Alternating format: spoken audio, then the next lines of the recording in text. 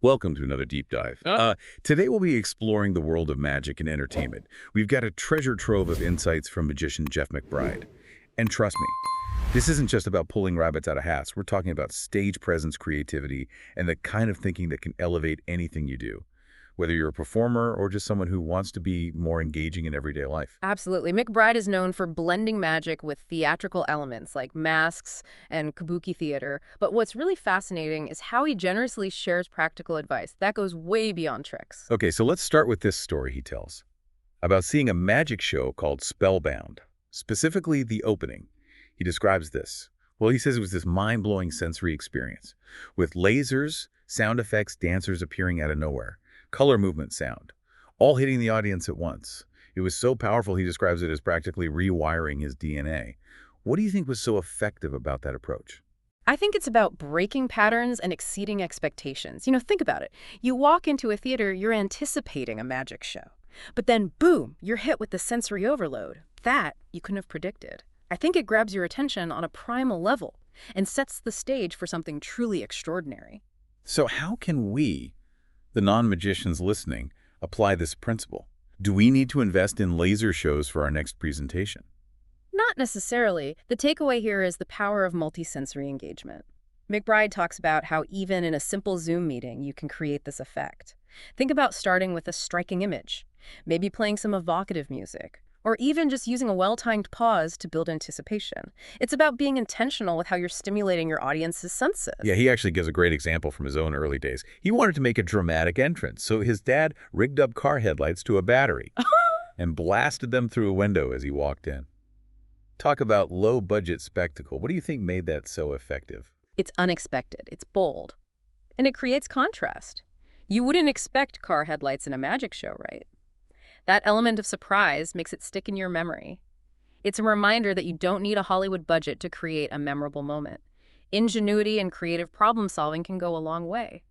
That's such a great point. So what's the big takeaway for our listeners here? Think outside the box. When it comes to engaging your audience, whether it's a work project, a creative pursuit, or even just telling a story, how can you make it multisensory? How can you break the pattern and surprise your audience in a way that captures their attention from the get-go? Yeah, this reminds me of something else McBride is passionate about, mastering the classics. He's a huge advocate for diving deep into tricks, like the zombie linking rings, cups, and balls. He doesn't see these as just beginner tricks, but as foundational techniques that have layers of complexity. You could spend a lifetime exploring. What makes this approach so valuable? Well, the classics are classics for a reason. They're time-tested, robust, and adaptable, and as McBride points out, they offer a pathway to deeper levels of understanding and skill. Yeah, he uses the zombie as an example, that floating ball illusion. He encourages aspiring magicians to start with a cheap, durable version, because let's face it, you're going to drop it. But then he says, study the masters, like Neil Foster and Tommy Wonder. Really dig into resources like the Louis Ganson Teach-In series. It seems like he's saying that true mastery isn't just about learning the steps, it's about understanding the nuances and the why behind the how. Exactly, and that's relevant for anyone, regardless of what you're passionate about, whether it's magic writing, cooking, coding. The principle is the same. What's your zombie, so to speak? What's that one skill or area of knowledge you could truly immerse yourself in? That's a great question for the listener to ponder. But why is this going deep approach so important? What's the benefit beyond just getting really good at something? It's about unlocking creative potential. When you go deep, you move beyond simply replicating what others have done. You start to see the underlying principles, the possibilities for variation, the connections to other areas of knowledge. And that's where true innovation comes from. I love that. Going deep is a catalyst for creativity. So we've got this idea of grabbing attention through sensory experiences, and then this idea of mastering your craft by going deep with the fundamentals. But McBride takes this going deep idea a step further. He believes that truly compelling magic is fueled by something else entirely. Personal passions. He says if you're obsessed with something, car racing, cooking, whatever, that energy should infuse your magic. He gives some fantastic examples. A car racing enthusiast could ditch the playing cards and use sports cards instead. A cooking fanatic could become a foodie magician, weaving culinary themes into their act. He even mentions a cannabis magician who has a successful show in Las Vegas. What do you think is the benefit of weaving your passions into your work like that? Well, it certainly makes you stand out. There are a million magicians out there.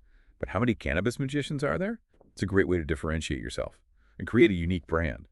But it's also got to be more fulfilling, Yeah. right? Performing with that level of personal connection must bring a whole other dimension to the act. It absolutely does. It's about authenticity and passion, yes, but it's also about making your work resonate on a deeper level. When you bring your whole self to your craft, when Yeah. you infuse it with something you genuinely care about, it shines through, and that's what connects with an audience. That's such a powerful point. So for our listener, the question becomes, how can your passions make your work more distinctive and engaging? What unique twist can you bring to the table that reflects your individuality? It's an invitation to think about how you can personalize your approach, whether it's a presentation, a project, or even just how you communicate with others. What makes you you? And how can you weave that into your work in a way that feels authentic and compelling? Speaking of making things compelling, let's shift gears to something super practical, stage presence, especially in the age of Zoom. McBride has some great tips for maximizing your impact, even in a small virtual setting. He uses the classic zigzag card trick as an example. In a live show, you might use big, sweeping gestures, but on Zoom, those can get cut off by the frame. Instead, McBride recommends playing with depth and extending your movements beyond the screen. So are you saying that limitations can actually force us to be more creative with our staging? Precisely. Think of it as creating the illusion of a larger space by hinting at what's just outside the camera's view. He also talks about adapting other routines for Zoom, like using shorter ropes for tricks like the professor's nightmare, so you don't disappear off screen. It's brilliant how he turns these limitations into opportunities for innovation. It's a reminder that constraints can be a powerful driver of creativity. Instead of seeing limitations as roadblocks, ask yourself, how can I work within these constraints to create something even more interesting or impactful? That's such a great mindset shift. So what's the key takeaway for our listener when it comes to performing, whether on Zoom or in any setting? Be mindful of your space and how you use it. Think about how you can create a sense of depth and movement, even within a limited frame.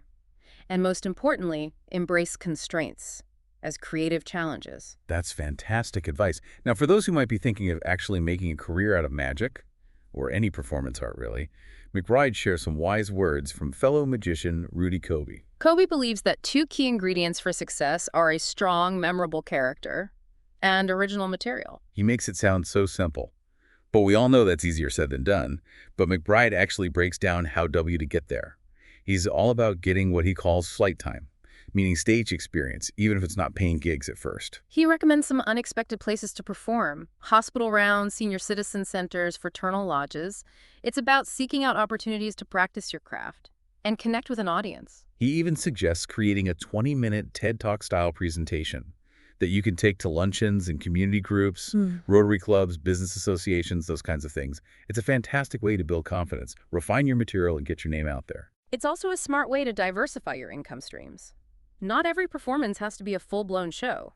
Sometimes a shorter, targeted presentation can be just as effective and potentially more lucrative. And speaking of business smarts, McBride is a big advocate for using online platforms like Gig Salad and Gigmasters to find opportunities. He even recommends investing in Google AdWords to target potential clients.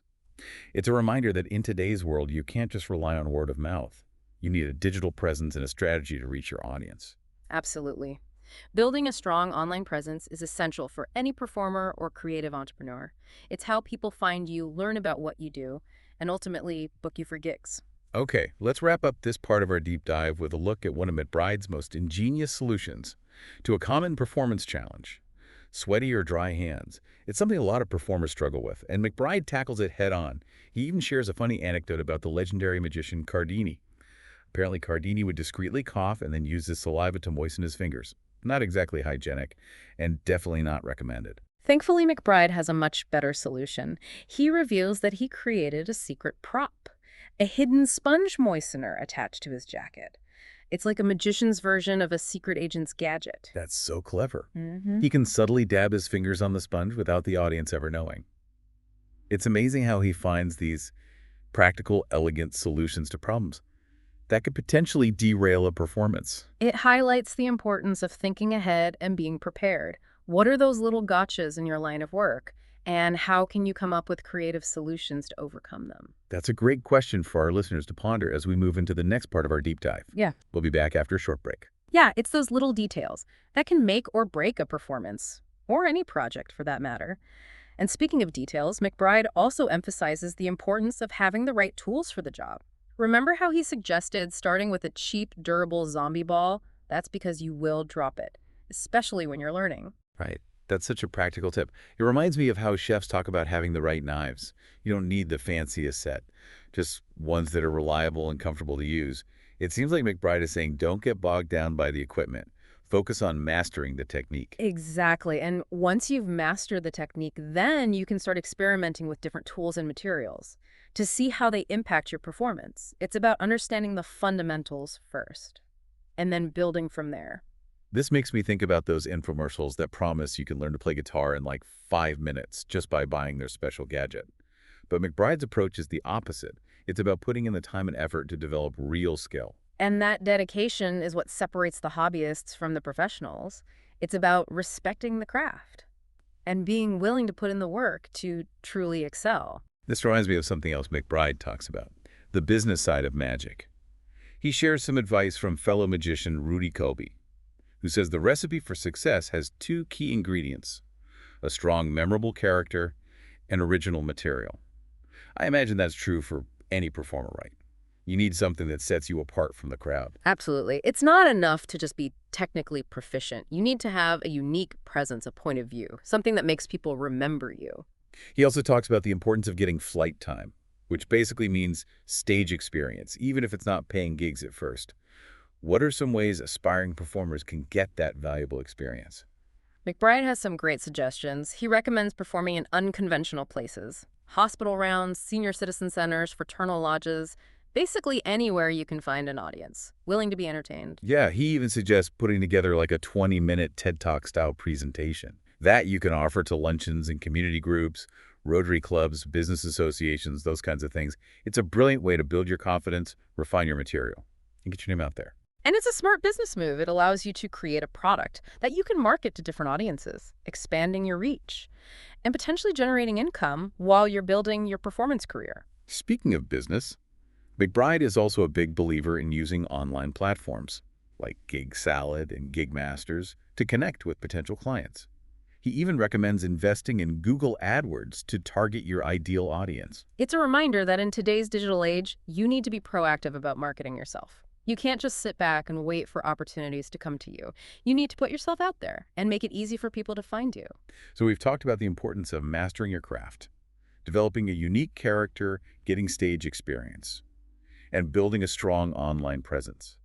What other gems of wisdom does McBride have for us? Well, he also addresses a very practical problem that many performers face: sweaty or dry hands. Oh yeah, I remember him telling that hilarious story about the legendary magician Cardini, who allegedly used to discreetly cough and then use his saliva to moisten his fingers. Not exactly the most hygienic approach. Definitely not. But it highlights how seemingly small things can have a big impact on a performance. Thankfully, McBride has a much more elegant solution: a hidden sponge moistener attached to his jacket. Like a magician's secret weapon, he can subtly dab his fingers on the sponge without the audience ever knowing. Ah. I love how he turns these challenges into opportunities for creative problem solving. It's a great reminder that we can often find ingenious solutions to everyday problems if we just take the time to think outside the box. So for our listener, the question becomes, what are those little gotchas in your line of work? And how can you come up with creative workarounds or solutions? It could be as simple as having a backup plan if your technology fails during a presentation, or developing a system for staying organized when you're juggling multiple projects. It's about being resourceful and proactive. Anticipate potential challenges and have strategies in place to overcome them. And sometimes those strategies involve a little bit of magic, or at least the kind of creative thinking that makes the impossible seem possible. Absolutely. Whether you're a magician, a CEO, or a stay-at-home parent, there's always room for a little bit of magic in your life. I couldn't agree more. Now let's move on to the final part of our deep dive, where we'll synthesize all of these insights from Jeff McBride and explore how they can be applied to enhance creativity, productivity, and overall well-being. We've covered a lot of ground in our deep dive into the world of Jeff McBride, from the power of sensory experiences to the importance of mastering your craft and infusing it with personal passion. But what does it all mean for our listener? how can they take these insights from the world of magic and apply them to their own lives? Well, I think one of the biggest takeaways is the importance of intentionality. McBride is very deliberate in everything he does, from the way he designs his illusions to the way he interacts with his audience, and that intentionality is what makes his work so captivating. Yeah, he doesn't just throw tricks together. He thinks deeply about the effect he wants to create, the story he wants to tell, the emotions he wants to evoke. And that kind of thoughtfulness can be applied to anything. Whether you're giving a presentation, writing a blog post, or even just having a conversation. Exactly. It's about being present, being mindful, and being deliberate in your actions. He also emphasizes the importance of practice and preparation. Remember how we talked about flight time? Those hours spent honing your craft, even if it's not in front of a paying audience. That dedication to mastery is what allows him to perform with such confidence and grace. And that's a lesson that applies to any field. Whether you're an athlete, a musician, or a software developer, the more you practice, the better you become. But it's not just about mindless repetition. McBride also talks about the importance of studying the masters, learning from those who have come before you, and constantly seeking out new knowledge and inspiration. He's a lifelong learner, and that's what keeps his work fresh and exciting. I love that. So we've got intentionality practice, a willingness to learn. Are there any other key takeaways that come to mind? Well, he also emphasizes the importance of embracing limitations and turning them into opportunities. Remember his tips for performing on Zoom. Instead of seeing the small screen as a constraint, he uses it to create a sense of intimacy and depth. Yeah, he's basically saying, don't let limitations define you. Use them to your advantage. Exactly. And that's a powerful mindset shift that can be applied to any situation. Whether you're working with a limited budget, a tight deadline, or any other kind of constraint, challenge yourself to find creative solutions. It's about reframing those obstacles as creative challenges. And sometimes those challenges lead to the most innovative and unexpected results. McBride also encourages us to think outside the box, to incorporate our passions and unique perspectives into our work. Remember his examples of the car racing magician and the cannabis magician. They're not just performing tricks, they're expressing their individuality and connecting with their audiences on a deeper level. It's about bringing your whole self to your craft, not just your technical skills. And that's what makes your work truly memorable. So as we wrap up this deep dive, what's the one thing you hope our listener will take away from Jeff McBride's insights? I hope they'll be inspired to approach their work and their lives with more intentionality, creativity, and a sense of playful curiosity. And maybe even a little bit of magic. Absolutely, because the world is full of wonder and possibility. We just have to be open to seeing it. That's a beautiful thought to end on. Thank you for joining us on this deep dive into the world of Jeff McBride. We hope you've been inspired to unlock your own creative potential and brought a little bit of magic to everything you do.